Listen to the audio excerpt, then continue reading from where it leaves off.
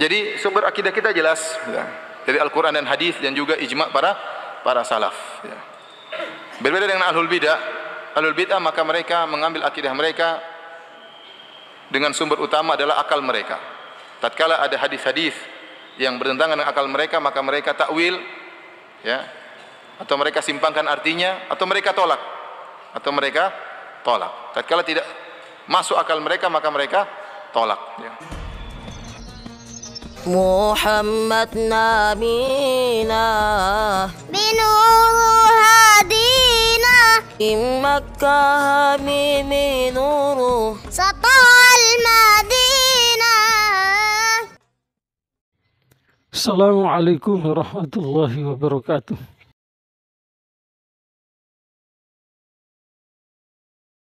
Rabbi zidni ilma warzuqni fahma amma ba'd. Klaim orang Wahabi bahwa Aswaja adalah ahlul bid'ah. Jelas klaim ini adalah salah. Yang ahlul bid'ah itu mereka. Ahlul bid'ah mereka. Kenapa? Karena dari segi usul mereka melenceng. Kalau tudingan antar mazhab itu dari segi furu'iyat, tudingan antar mazhab bahwa amalan yang dibuat oleh orang Syafi'i itu adalah amalan bid'ah. Dengan tudingan itu tidak menyebabkan orang yang dituding menjadi ahli neraka. Saya kasih contoh. Kita berdasarkan dalil umum yang tidak ada dalil khusus yang melarang. Punya kebiasaan adalah setelah sholat salaman. Yang kalau penjelasannya dalam kitab Majmu' ditulis oleh Imam Nawawi rahmatullah alaih, di salaman setelah sholat bisa jadi sunnah, ainus sunnah. Bisa boleh? Oh, boleh. Tadi kalau ainus sunnah itu bagaimana? Kamu kebiasaan sholat di satu masjid 5 waktu.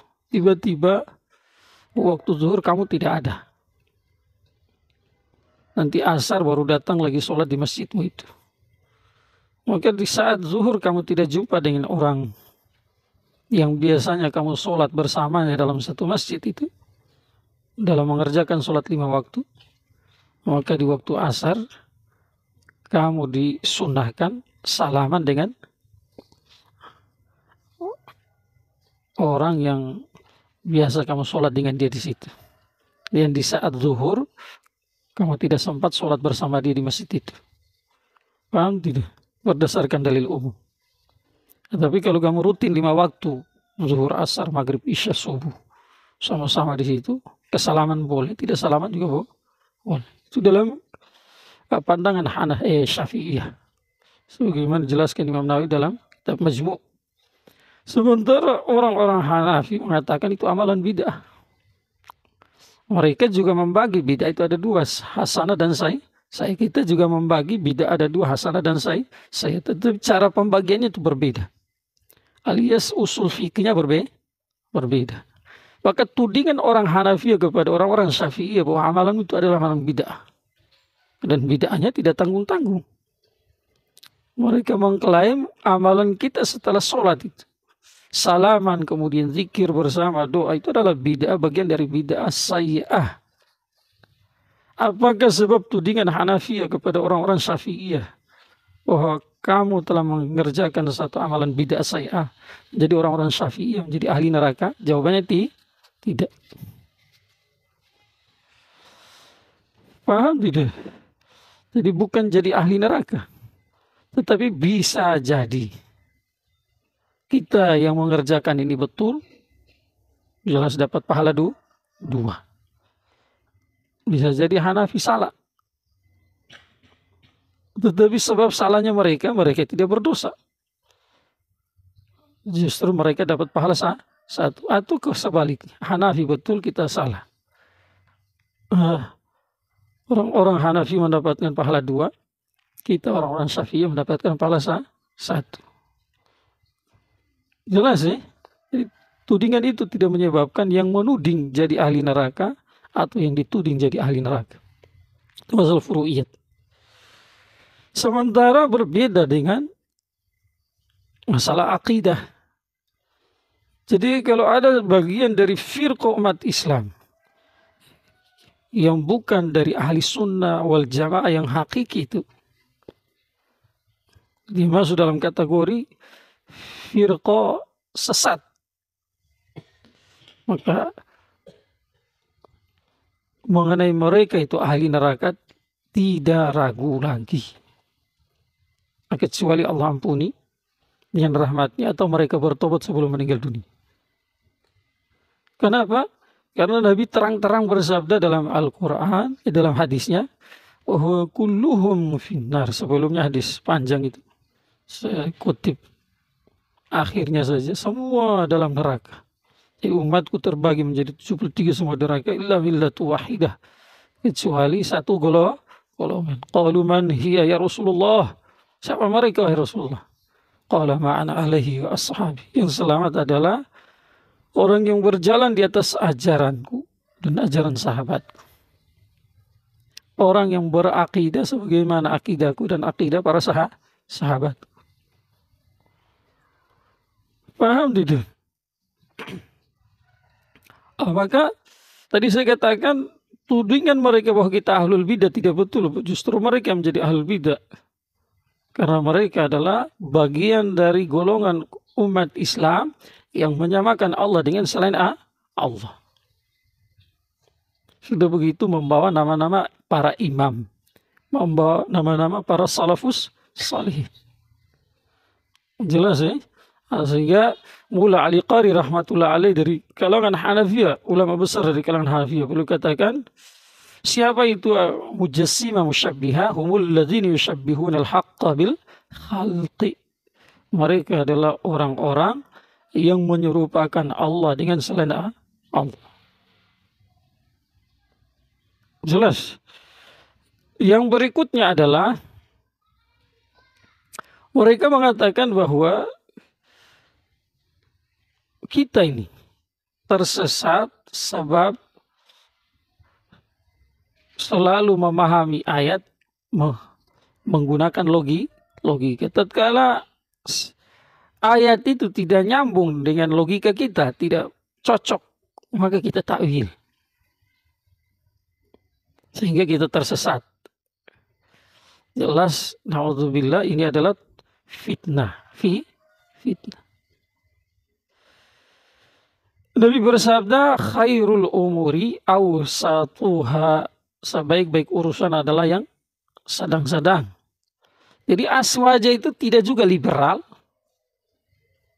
tidak juga mujassim wahabi.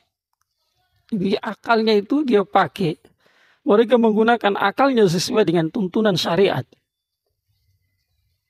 Kalau liberal bagaimana? Selalu mendewakan akal. Salah satu contoh, semua agama kan diciptakan oleh Allah. Allah menciptakan itu agama yang bervariasi supaya ramai gitu kan. Allah yang menciptakan, tidak mungkin pada hari kiamat Allah mau kasih masuk dalam neraka penganut agama-agama itu. Sehingga selain Islam juga klaim orang liberal, na'udzubillah, mati dalam agama selain Islam, peluang masuk surga itu masih ada. Jelas ini bertentangan dengan nas yang soreh itu. Yang kedua, kita tidak juga seperti mujassimah, musyabbiha, wahabi.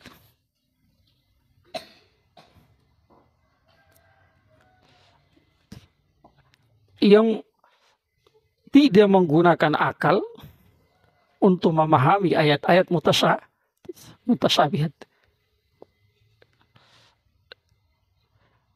Jadi kalau istilahnya itu dalam agama tidak boleh ifrat, tidak boleh tafrid. Tidak boleh terlalu berlebihan. Tidak boleh juga terlalu kendor. Harus sedang-sedang. Jadi sedang-sedang itu adalah aswajah hakiki.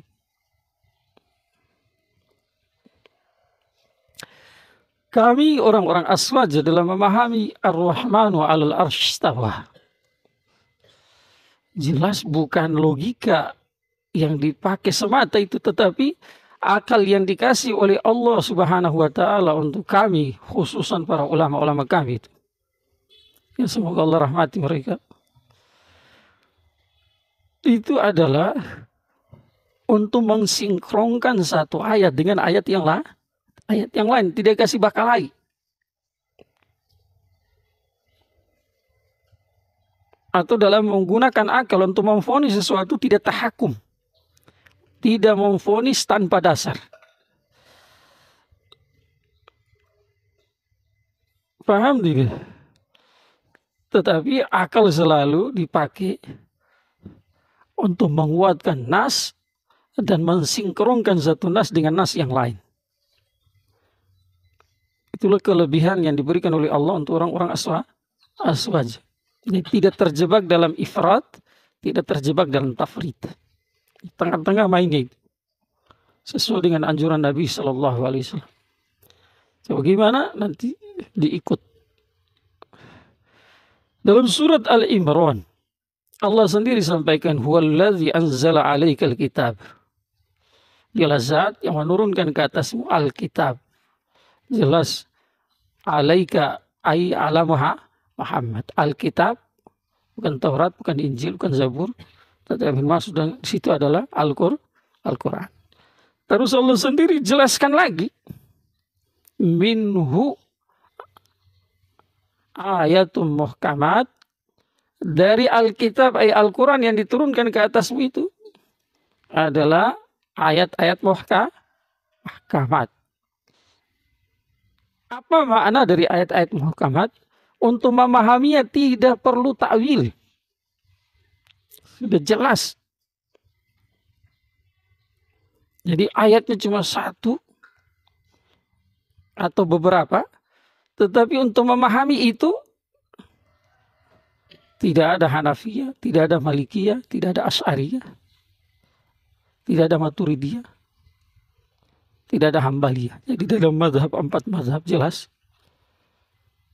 Oh, ini yang dari kalangan imam akidah itu yang mewakili akidah salafus salihin, Maturidi dan Asy'ari. Tidak ada di sana. Terus Allah katakan hunna ummul kitab. Mereka itu ayat-ayat muhkamat adalah induknya Al-Quran. Marja'nya, matbu'nya, lihat yang diikuti, imamnya. Terus Allah katakan wa ukhara mutasyabihat, dan yang lain adalah ayat-ayat mutasyabihat. Jadi dalam Al-Quran Allah sendiri membagi, ada ayat-ayat yang menjadi imam, ada ayat-ayat yang menjadi makmum, ada ayat-ayat yang menjadi yang diikuti, ada ayat-ayat yang punya level adalah untuk mengikuti.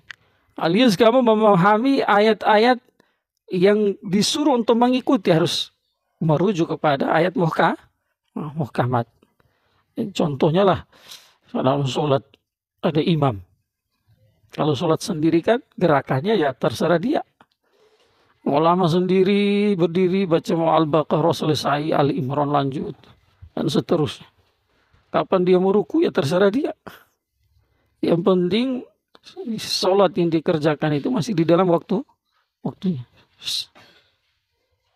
Tetapi kalau orang sholat bersama imam, tidak boleh ikut maunya sendiri.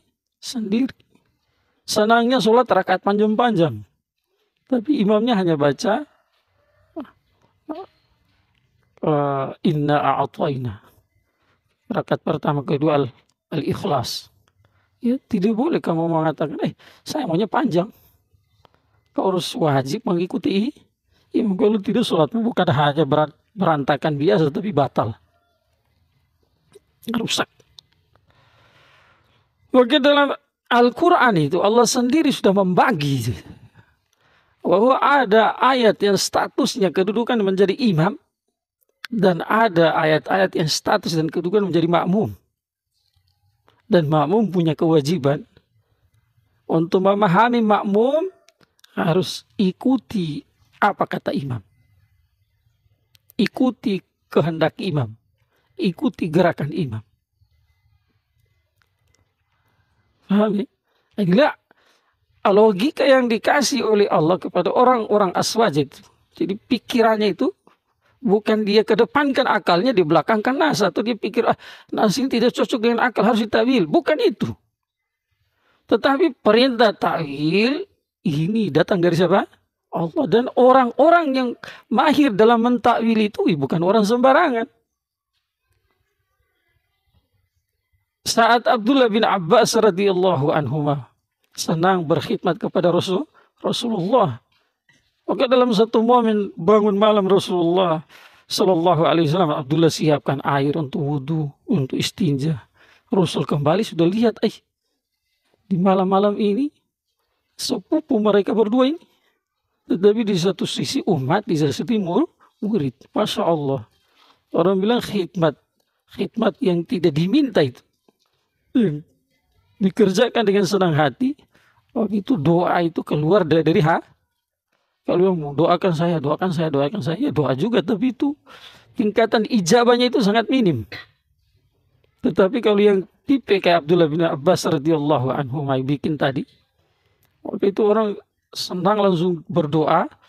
Itu kata para ulama, pintu ijabah dibuka lebar sama Allah. Seketika Rasulullah angkat tangan berdoa, ya Allah, kasih dia kepahaman yang mendalam mengenai agama dan ajarkan dia ta'wil.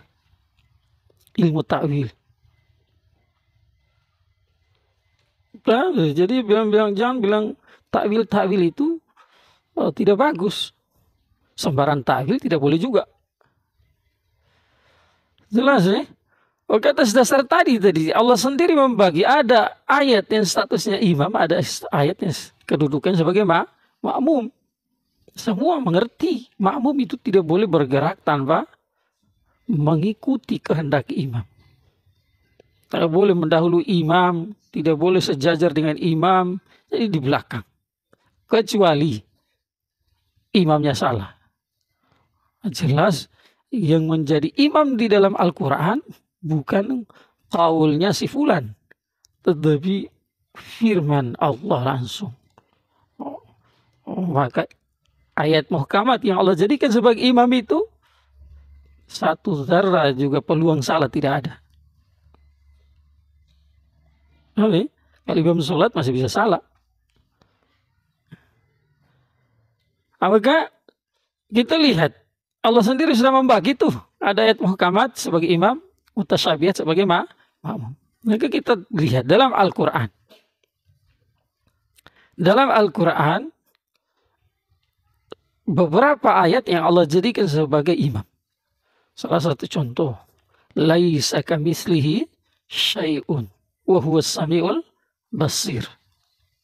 Nanti masalah wa huwas samiul basir kita bahas lagi. Yang kedua, di akhir surat Al-Ikhlas, lam yakul lahu kufuwan ahad. Kemudian satu ayat lagi, afaman yakhluqu kaman lam yakhluq afala tatadzakkarun. Apakah sama yang mencipta dan yang bukan mencipta? Apakah kamu tidak berpikir? Faham tidak? Jadi dalam ayat ini, ayat muhkamat itu laisa kamitslihi syai'un. Berkali-kali saya jelaskan. Syai'un adalah isim nakir. Saat nakira berada di tahtan nafi, isim nakira disebutkan setelah nafi itu, maka itu nafinya itu bukan nafi sebagian, tetapi nafi total. Laisa kamitslihi syai'un, alias secuil pun tidak ada yang menyerupai Allah. Sama juga lam yakul lahu kufuwan. Kufuat itu mumasalah, musyabah. Tidak ada satu secuil pun yang menyerupai Allah. Paham tidak? Maka ayat muhkamat yang menjadi imam tadi, dia sudah kasih apa-apa itu. Tidak ada secuil pun yang menyerupai Allah. Maka orang-orang aswaja menggunakan akal yang menjadi anugerah dari Allah itu. Lewat akal yang salim dan sehat. Itu adalah mengawinkan, mensinkronkan ayat muhkamat dengan ayat mutasyabihat. Tidak boleh dipahami ayat mutasyabihat berseberangan dengan tuntutan kehendak dari ayat muhkamat tadi. Berarti kamu tidak taat imam yang Allah suruh. Berantakan fahammu itu nanti. Menandakan akalmu sesat. Oke, kita lihat ayat mutasyabihat bukan satu. Ar-Rahmanu al-Arsy istawa. Jadi semisal dengan ayat ini ada dalam beberapa tempat. Jadi kalau orang Wahabi bilang seratusan ayat, bohong dia itu. Paham tidak? Jadi Ar-Rahmanu al-Arsy istawa.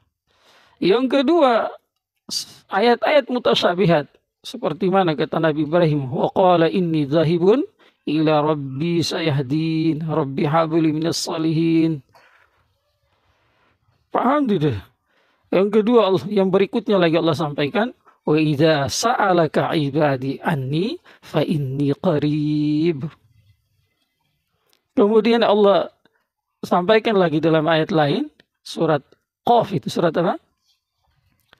Wa nahnu aqrabu ilaihi min hablil warid. Kemudian di juz 27 surat terakhir di awal-awal itu, surat Al-Hadid 27 toh? 27 itu surat terakhir. Di sana Allah sampaikan wa huwa ma'akum aina ma kuntum. Dan masih banyak ayat-ayat yang lain. Jadi satu sisi Ar-Rahmanu 'alal 'arsy istawa lewat zahir ayat mengatakan Allah di arsy. Dalam ayat lain Allah sampaikan wa idza sa'alaka 'ibadi anni fa inni qarib. Saat hambaku bertanya kepadamu mengenai saya, bilang saya dekat.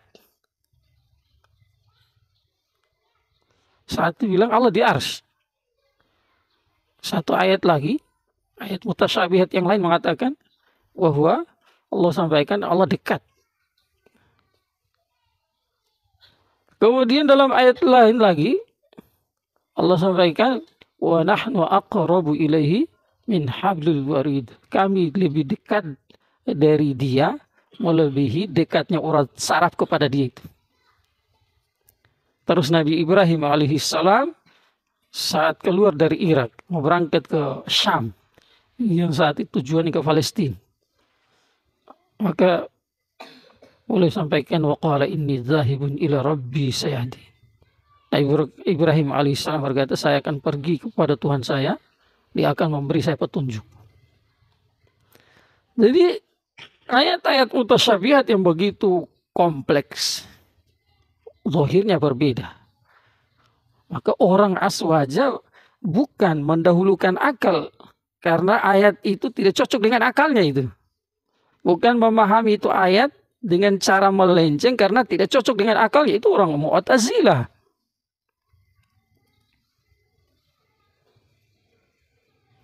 Kan tidak, orang Mu'tazilah itu mana ada azab kubur? Sekian banyak yang dikuburkan itu setelah dipindahkan kuburannya. Setelah 1 tahun, ada 1 minggu, ada yang sistem otopsi kan.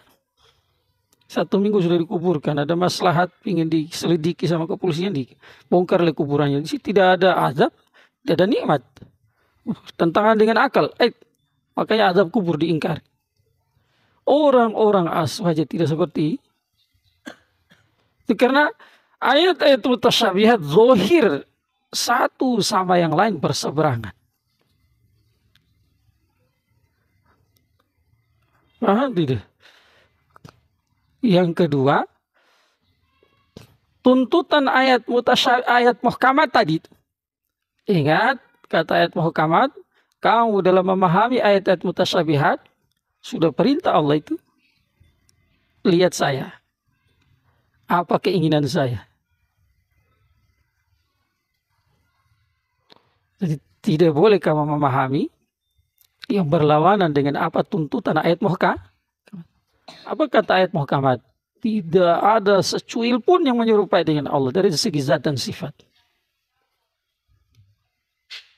Sehingga kalau seandainya kita nih mengatakan Allah di arsy, bagaimana dengan wa idza sa'alaka ibadi anni fa inni qarib wa nahnu aqrabu ilaihi min hablil warid.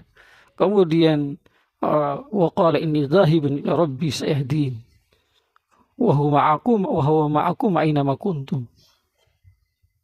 Kemudian ditambah lagi dengan ada di juz 28 surat pertama tapi bagian akhir-akhir itu. Bagian akhir atau tengah.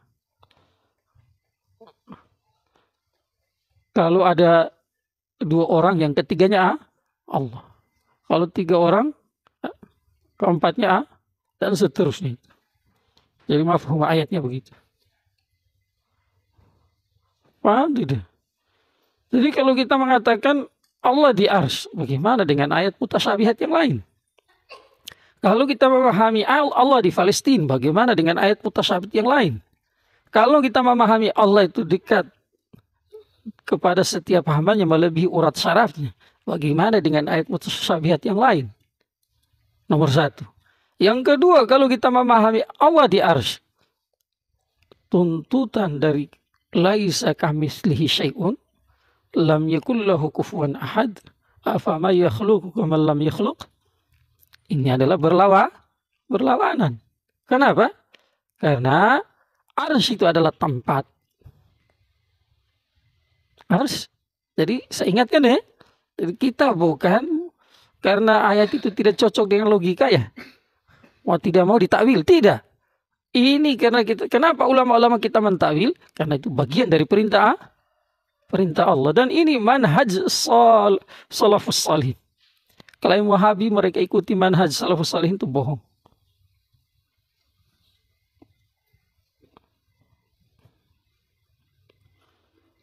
Paham tidak?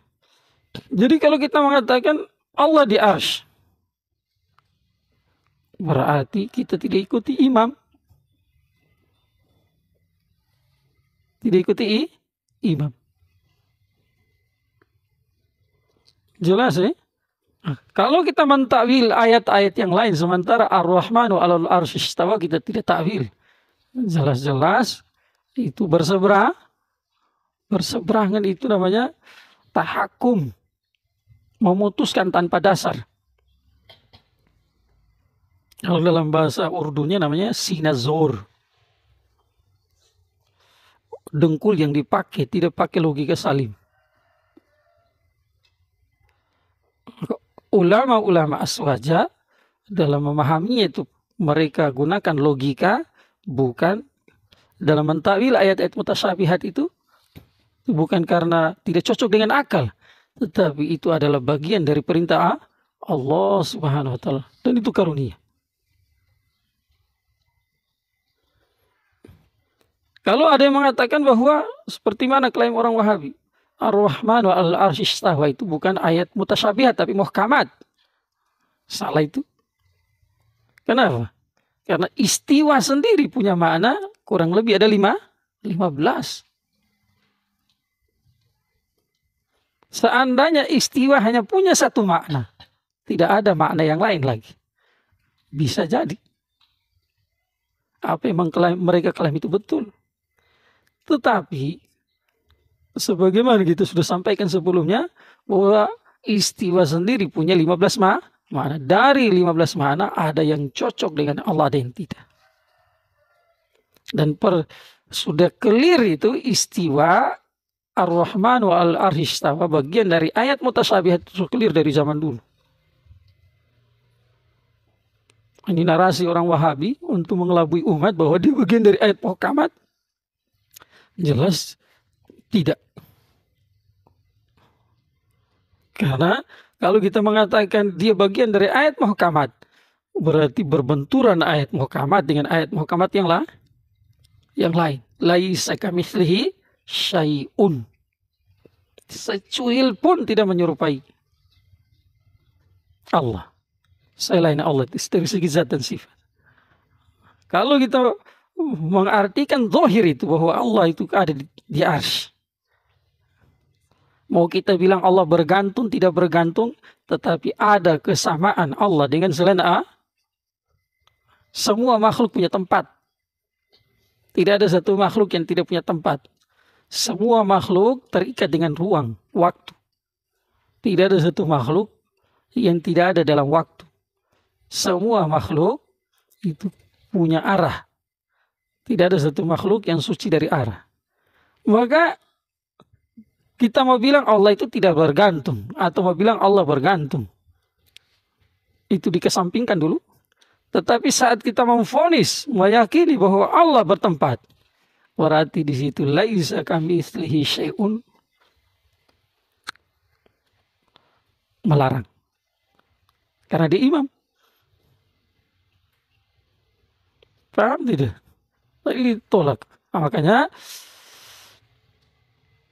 salafus salihin sendiri kebanyakan mereka memilih takwil ijmali, bahasanya itu.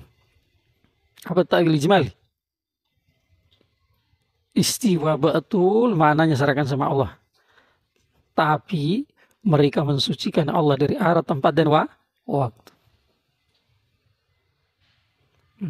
Kebanyakan dari aswaja mutaakhirin memilih takwil tafsili. Kenapa?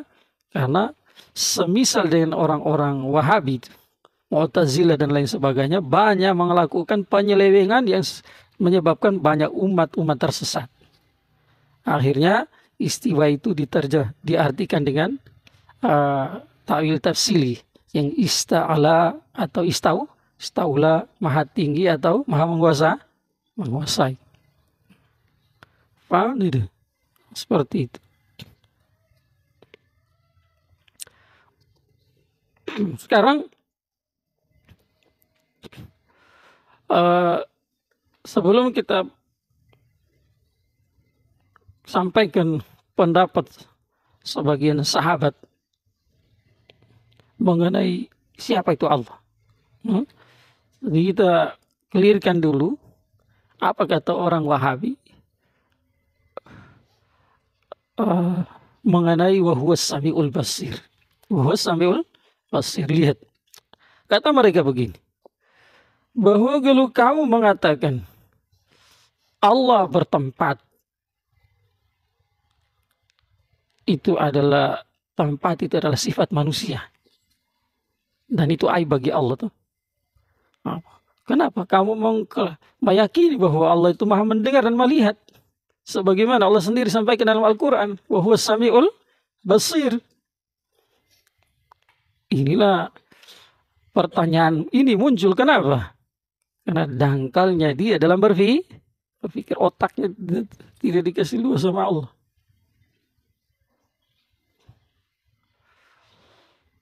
Kenapa kita tidak menafikan maha mendengarnya Allah dan tidak menafikan maha melihatnya Allah? Sementara kita nafikan tempat, artinya sucikan Allah dari tempat. Ingat sebabnya, karena menisbatkan tempat kepada Allah itu adalah cacat bagi Allah. Itu justru aib bagi Allah. Menisbatkan waktu dan arah yang semuanya Allah ciptakan bukan untuk dirinya, tetapi untuk kebutuhan makhluknya, terutama manusia itu. Maka kalau kita nisbatkan tempat untuk Allah, justru itu cacat bagi Allah. Sementara menisbatkan melihat dan mendengar kepada Allah itu adalah sempurna. Na'udzubillah, masa mau bilang Allah buta, Allah tidak bisa melihat. Paham tidak? Makanya ulama-ulama aswaj adalah mensikapi wa huwas sami'ul basir. Mereka meyakini Allah melihat, maha melihat dan mendengar. Tetapi dinafikan bulu mata. Bukan melihat seperti mana manusia. Ada berhajat kepada bola mata. Ada dalam bola mata ada putih, ada hitam. Hitam-hitam ada di tengah-tengahnya itu ada yang titik kecil itu. Kemudian matanya harus tidak. Paham tidak? Yang kedua, memahami Allah maha melihat dan maha mendengar tidak berlawanan dengan laisa kamitslihi syai'un, justru berbeda.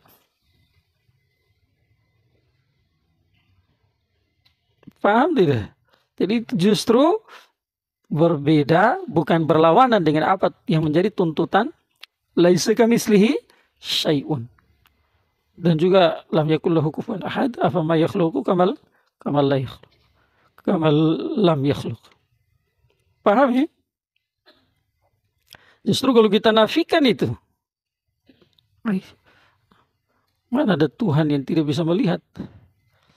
Mana ada Tuhan yang tidak bisa mendengar?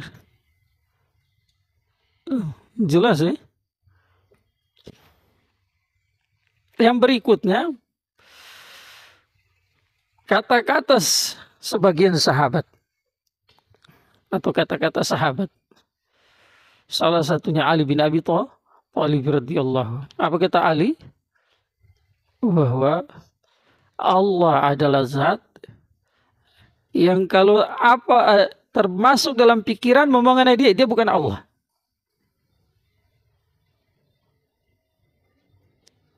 Jadi apa yang terlintas dalam otak dan hatimu mengenai siapa Allah itu bukan Allah. Ini namanya nafi total untuk menyerupai Allah dengan selain Allah. Jadi kalau misalnya sesuai dengan apa yang disampaikan Ali bin Abi Thalib radhiyallahu anhu tadi, kalau kita mengatakan Allah bertempat, tapi jangan bayang-bayang Allah itu bagaimana. Jelas mengatakan Allah bertempat itu masuk dalam benak dan hati kita. Kita mau bilang Allah itu sama dengan orang di dalam masjid atau tidak, atau berhajat dengan tempat atau tidak, tetapi jelas-jelas bertentangan dengan apa yang disampaikan oleh Ali bin Abi Thalib tadi. Alias zat Allah itu tidak bisa kita deteksi lewat akal dan pikiran. Akal kita sempit. Tadi kalau kita bilang Allah bertempat, berarti di otak kita ini, di akal kita ini, masih ada secuil menyamakan Allah dengan selain dari situ bukan Allah.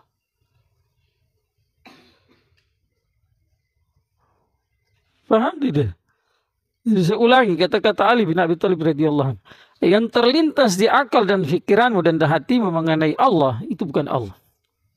Nah, laisa kamitslihi syai'un. Makanya menanggapi hadis jariyah yang menjadi salah satu dalilnya orang Wahabi itu. Dalam Syarah Muslim kata Imam Nawawi rahmatullahi alaihi bahwa hadis ini tertolak. Kenapa? Berlawanan dengan kaidah orang masuk Islam. Orang masuk Islam itu lewat jalur syahadatah. Mungkin orang Wahabi kalau kasih masuk orang Islam itu caranya begitu kali ya. Hah? Di mana Tuhan? Di mana Allah? Di langit. Oh, berarti sudah kamu suruh masuk dalam Islam, selesai urusan. Begitukah? Mau orang Wahabi ataupun siapapun mau masuk ke dalam Islam, lalui pintu pengakuan syahadatain atau semisal dengan syahadatain. Semisal dengan syahadatain itu adalah bukan bertanya Allah di arsy atau Allah di mana, bukan itu. Tetapi pengakuan bahwa Allah adalah Tuhan. Allah adalah pencipta langit dan bumi, saya yakini. Dan Muhammad adalah utusan Allah. Makanya hadis ini nomor ditolak. Kalaupun mau diterima, maka wajib ditakwil.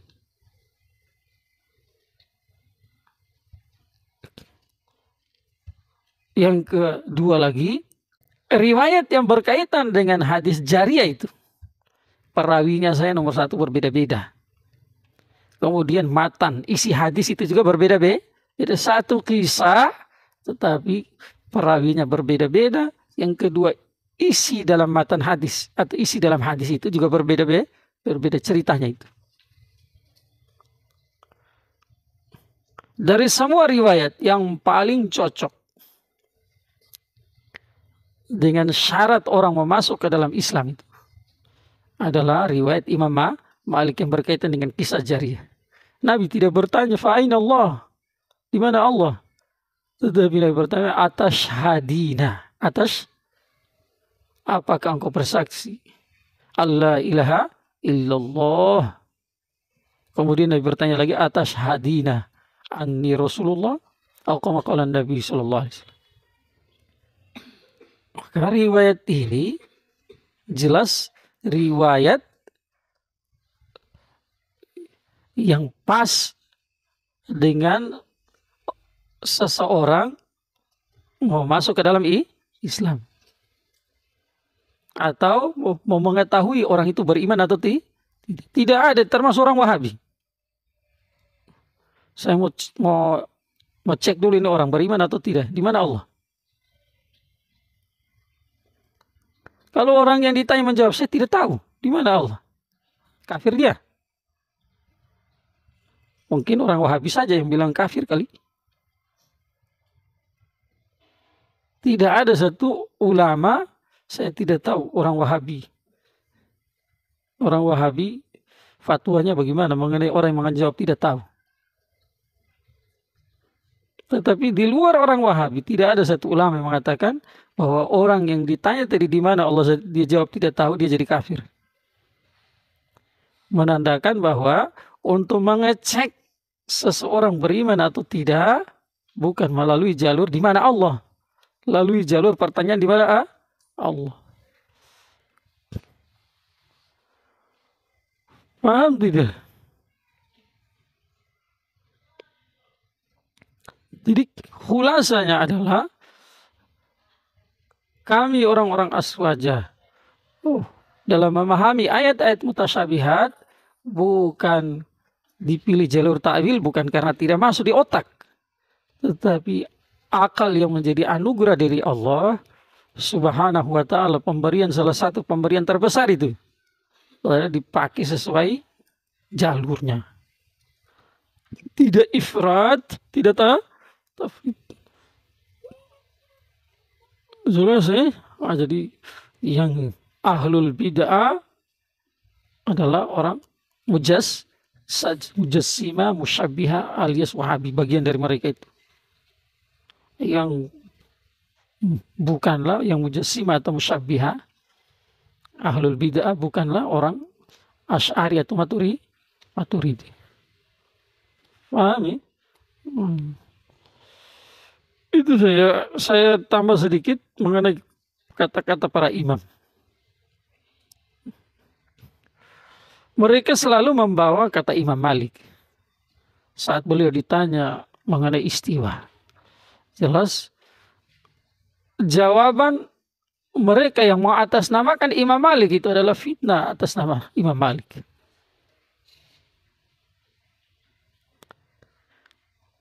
Mereka mengatakan bahwa saat Imam Malik rahmatullah ditanya mengenai Ar-Rahmanu al-Arsy istawa, maka Imam Nawawi menjawab al-istiwa'u ma'lumun was-su'alu anhu bid'atun. Kemudian wal kaifu majhul. Jelas ini penisbatan kata-kata ini kepada Imam Malik adalah satu fitnah dan pembohongan. Lalu yang betul dari Imam Malik gimana?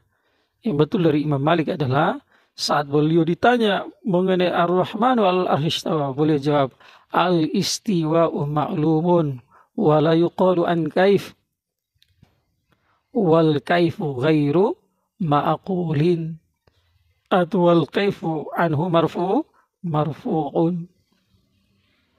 Bedanya yang pertama dengan yang kedua itu apa? Kalau yang pertama al-istiwa, kalau ini kata-kata orang Wahabi jadi Imam Malik saat ditanya mengenai istiwa, ya Imam Malik menjawab istiwa itu ma'lumun, alias sebagaimana raja-raja duduk di atas singgasana. Dan bertanya mengenai istiwa adalah bid'ah.